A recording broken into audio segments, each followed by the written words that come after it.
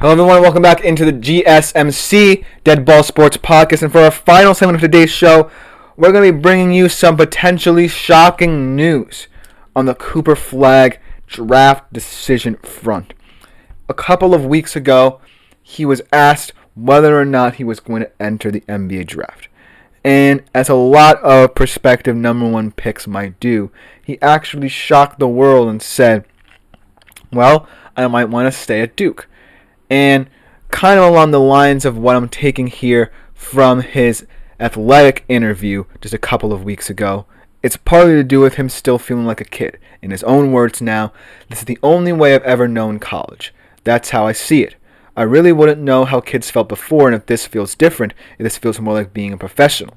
I mean, it's the same thing for kids in high school too, getting paid a lot of money. I don't know, I feel pretty normal. Now, that is kind of a vague response from someone still so young, but there might be weight to it. And I just wanted to kind of stir things up a little bit, get people intrigued, even though I truly believe that Cooper Flagg is going to be the number one pick in just a couple months' time in the NBA draft, because Duke are going to be fine without him anyways. But this could be a ploy that Cooper Flagg is employing to really start to get the wheels to turn in a lot of NBA franchises' minds. Because there are a lot of franchises that are going to end up in the lottery that, if they draft Cooper Flagg, could feel like they're building a nucleus that in the long-term future could sustain their success. For example, a lot of people believe that the Washington Wizards could be a team viable for the number one overall pick in the lottery. If they draft Cooper Flagg, look at how elite defensively they could be with all the young talent they have. They would have Cooper Flagg, one of the best two-way rookies right now, in Alex Sarr and Bilal Coulibaly. If you combine all three of those guys, they could be an impressive defensive unit for years to come. Then let's talk about potentially history repeating itself like it did in late 1990s when David Robinson went down and the Spurs were able to use the number one pick on Tony Duncan, to now where the Spurs could potentially tank for Cooper Flagg. And if they were able to pair Wemby, if he can stay healthy enough over the next couple of years, and that's a huge concern for the Spurs, and Flagg, that's an elite duo down low as well. So I just think this is a ploy where Cooper Flagg is entertaining those who believe that these kids coming in aren't necessarily entitled to all the joys that college bring. Because that's what I feel a lot of people assume the NIL era is doing to these kids. It's kind of like where, the one-and-done era of Duke beforehand just felt a little bit more simple, because Zion and RJ truly were the faces of Duke. And while Cooper Flagg is quickly becoming one of those guys, to me, he just feels a little bit more attached to the success of this Duke team, whereas Zion and RJ really transcended what they meant to Duke.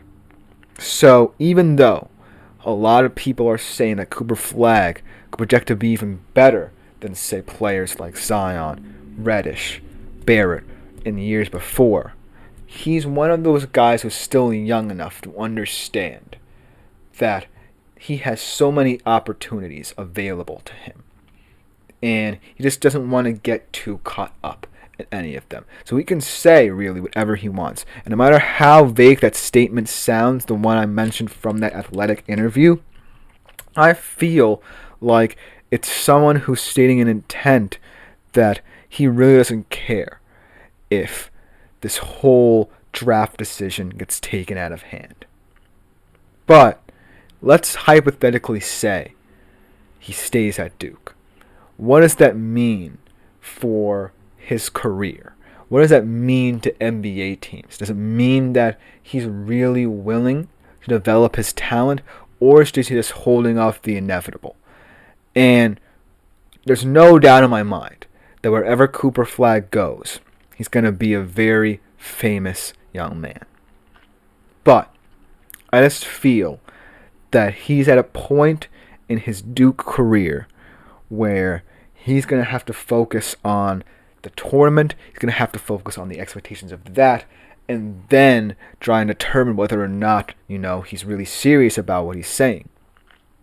So right now, it's not concrete that this decision is over and done with and he's staying at Duke, but it still needs to be entertained just because he is someone who has the world at his feet. But looking at the raw stats, 19-7-5 as a freshman, you have to believe that those stats are enough to be the number one pick and enough to convince him that he can compete at the NBA level right now.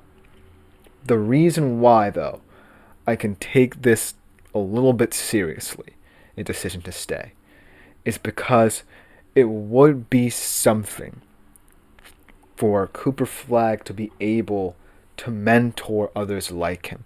Because look at what Duke has done recruiting-wise to potentially alleviate the burden of losing their trio right now of Kneppel, Flagg, and Malwak.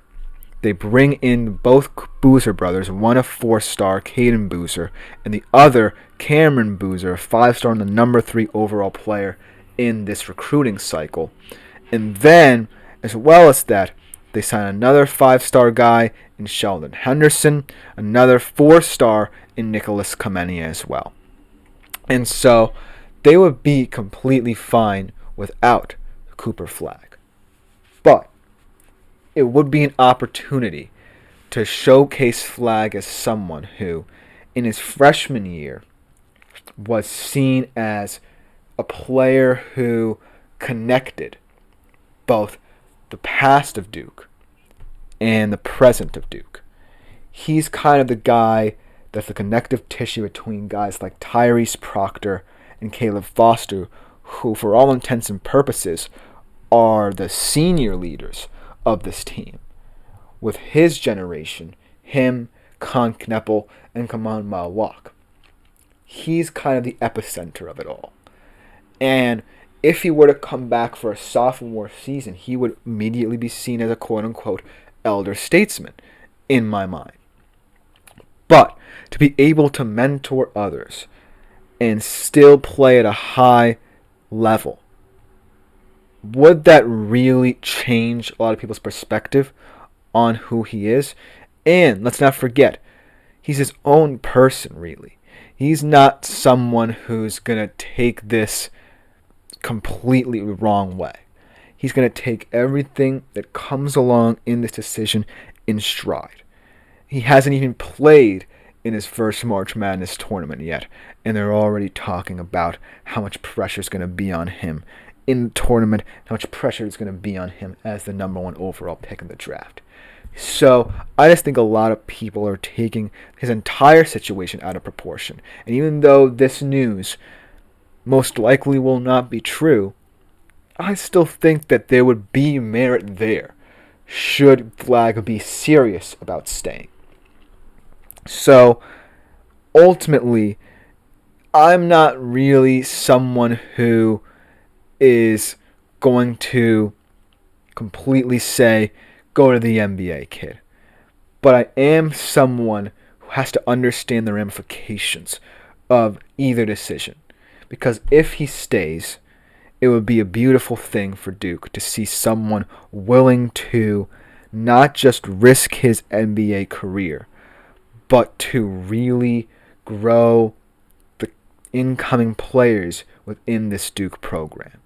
But if he goes, I feel no one would doubt his abilities to be ready for this NBA team. And if he goes, most importantly, he would ultimately make whoever he goes to a force to be reckoned with in the long-term future.